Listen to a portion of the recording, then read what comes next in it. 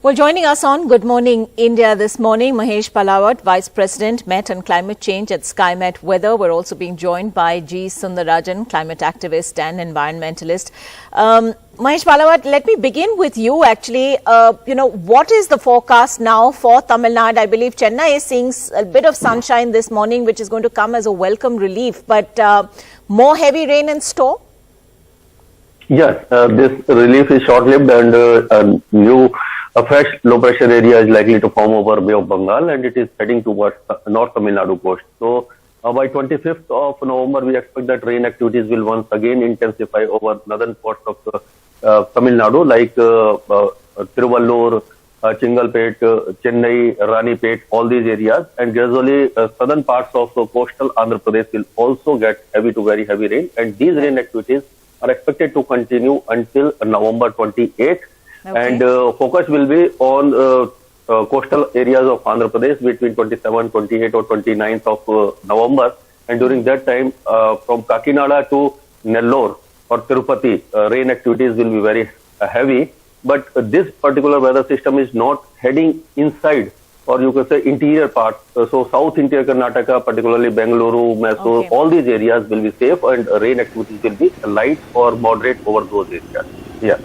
Okay, so you're saying the coastal areas specifically are going to get affected yet again in the course of the next 4 or 5 days. G. Sundararajan, we've already seen such heavy rainfall. The visuals that we saw from, for instance, from Tirupati and Tirumala were absolutely shocking. Bengaluru, boats out, roads turning into rivers. There seems to be a complete infrastructure collapse as well. But what, in your opinion, is causing this series of and the frequency of these, weather events that we are very intense weather events we're seeing? Ankita, if you go through the latest IPCC report, the Assessment Period 6 report, it clearly states that the new normal would be life between disasters. There is going to be a new normal. So there can be no life without disasters. So now we have to focus more on mitigation is important, the carbon emission mitigation is important. Right. At the same time, the adaptation and resilience are very, very important things that the government of India and the other state governments should, prepare for this. Western countries, they are declaring floodplains to the tune that, they are seeing extreme events for the past 500 years and saying whichever area that has got breached on the sides of the rivers, those are being declared as floodplains. So all the buildings, encroachments or whatever it is are being removed from those places. So I think now we'll have rainfall, once what we saw as a once in a 500-year event is now becoming once in a 10-year event. And when we cross this 1.5 degree and reach up to 2 degrees Celsius, I think that will become a yearly event. So we have to get prepared for the worst, even, something medium comes across, that we find. So I think we have to now more focus on adaptation, resilience issues, reclaiming the floodplains of our rivers, building stormwater drains which will be capable of carrying some 15 centimeters rainfall in an hour or so. So those kind of things have to be really worked on. And also the resilience things. How fast we can come back post a disaster? Right. How are we able to come back post a disaster? How soon we are able to come back from a disaster? I think this is going to be the new normal, or that they clearly said, the IPCC report, the recent report clearly said, anybody who was born in the last 438 months, any child who was born in the last 438 months, that is after February 1986, they have not seen a normal month in their lifetime. Wow. Whatever they have seen is the temperature has rise over the previous year. So, we have to get all the three things are important: mitigation, adaptation, and resilience. These are three things that we need to focus upon. Well, I have to say I almost don't have words because you put it together so succinctly there.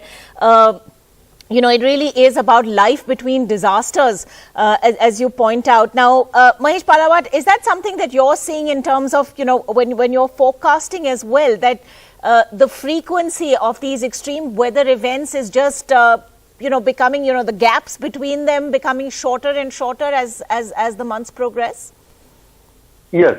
Now we are witnessing that intensity as well as frequency of such intense weather system is increasing year by year, and the heavy rainfall, or you can say extreme weather events, which were around 2 to 3 in whole monsoon between June to September in southwest monsoon, or in northeast monsoon October to December, there were around 2 to 3 intense weather spells. Now we are witnessing that 3 to 4 intense weather events been in a month. And now between 6th and 11th of November, we have seen heavy to very heavy downpour over Chennai and adjoining areas. Now this another spell is going to take place. And by 4th of December, another depression or low pressure area will form over Bay of Bengal, which will again head towards coastal areas of Tamil Nadu, including southern parts of coastal Andhra Pradesh. Then again, there will be flooding over these areas. So this is becoming a very frequent weather event, and this is due to, we can attribute this to climate change.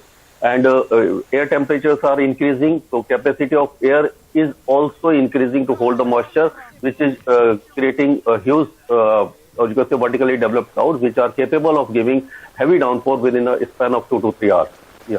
So, Mr. Sundararajan, if we are in fact lurching from, one disaster to the next, and it really is life between disasters, what must we do in terms of boosting our disaster management capabilities at this point, if indeed it's going to be this sort of, very dire scenario going ahead as well? Are we doing enough? Are we planning enough? We have not learned the lessons from this disaster, Sangeeta. This is what I would like to tell. That, we'll have to take there has to be a political will. Like, cities are enough. Cities are already bleeding. And each of our India cities have, crossed their carrying capacity 2 or 3 times more. Whatever, for example, Chennai's carrying capacity would be about, 30 to 40 lakhs. Now we are 1.2 crores. So which means, we have crossed the carrying capacity some 2 or 3 times. So the more cities expand, you are bound to encroach upon water bodies, the catchment areas, the floodplains of rivers. So the first step we have to do is decentralize it. We should advocate decentralization not only in political parts, but also on the development issue. So, cities should be decongested. Cities should not be allowed to grow more than what we are today. We have to build infrastructure at the tier 2 cities or tier 3 towns. We have to build infrastructure in villages. So, you don't get people at one place and, have this deluge once in 6 months' time or once in 3 months' time. So that is the primary thing. Cities have to be stopped. The growth of cities has to be stopped. Let us accept the fact that, our life has to live with this disaster. Even if you contain within 1.5, you are going to see more disasters. There is no respite. There is no relief for us, for humans, for whatever we have done in the last 120 years. So we have to accept the fact that yes, our life hereafter is going to be amongst disasters.